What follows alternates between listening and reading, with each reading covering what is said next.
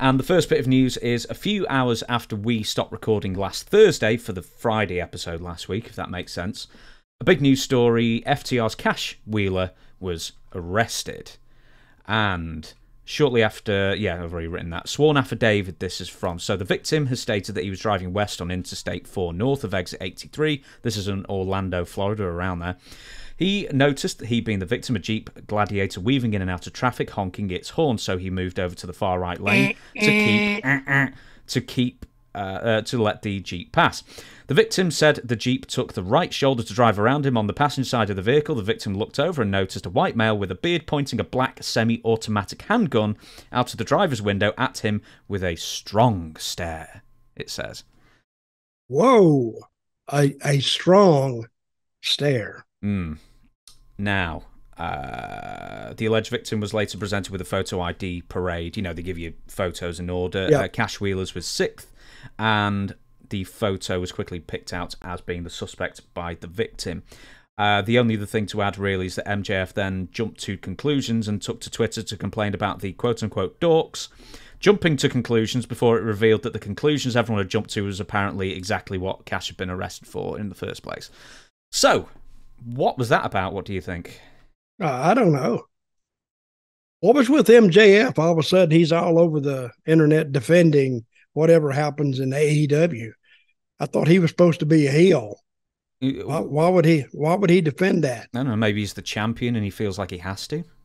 I guess. I don't know. But hey, it's one of those things. I hate it happened, and there's nothing going to happen about it anyway, because he's got a picture, and the guy could have said, "Hey, it was a toy gun," and all they'll probably do, maybe, I doubt if they'll even fine him. They'll just admonish him strongly and tell him not to do it again, and that'll be the end of it. Well, Florida is one of the states that's a bit more lax with these kinds of things, aren't they? Well, I don't even know what he would be prosecuted for. Right? Menacing? Yeah, but that's up to the judge, I guess. I don't think this would go in front of a jury. They're not going to tie up a jury for this. I mean, a judge would just say, "Did you do it?" And the guy said, "It was a toy gun. I was playing," and this, that, and the other. Well, and the judge will let it go. There's no crime done here.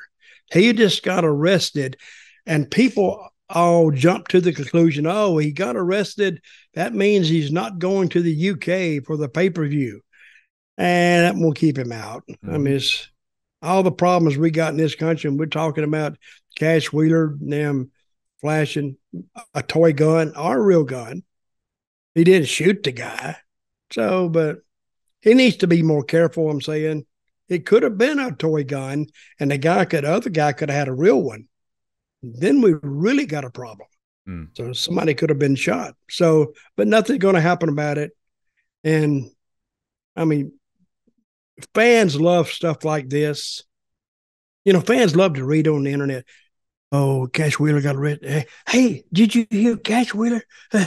Or text him, text somebody, and Cash, what the hell's going on? He's going to miss it. Oh, it's crazy.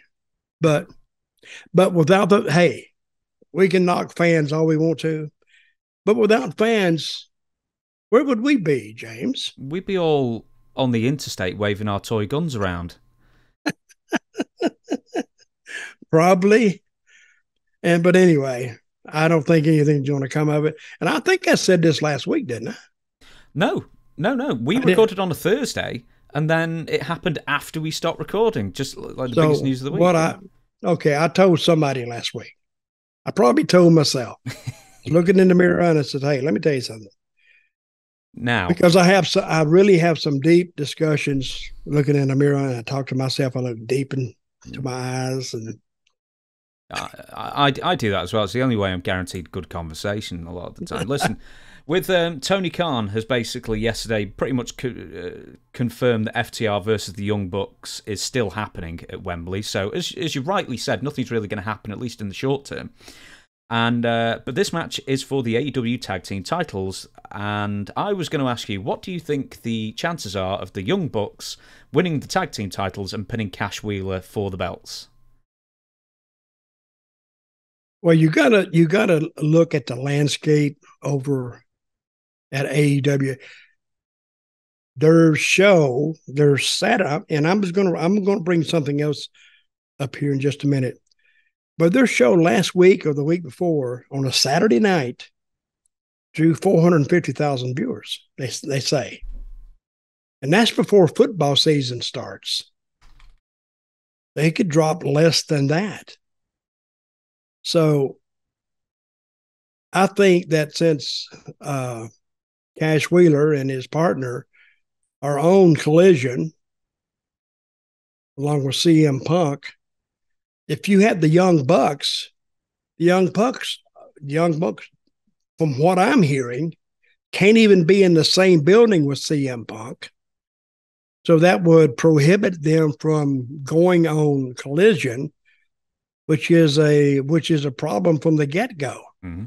I think the Wheeler and his partner, what are they called? FTR. Dax Harwood. What does FTR stand? What's the FTR stand for? One of a million things now. Fear the Revival, F the Revival. They used to be called The Revival in WWE. Yeah. FTR. But anyway, I think they would be, if FTR, if Young Bucks won, they can't appear on Collision as it stands right now. I think they need to get over that and quit fighting amongst themselves. They're working better angles off camera than they are on camera. But be that as it may, I think FTR will keep it. I really do. Okay. Do you know, in my mind, I thought, well, for him getting in trouble, that Tony would then just book Cash Wheeler to take the pinfall and lose the belts and just basically demote FTR in that respect. A slight correction, it was 482,000 last Saturday's Collision. So, as I say, the most minor of corrections there.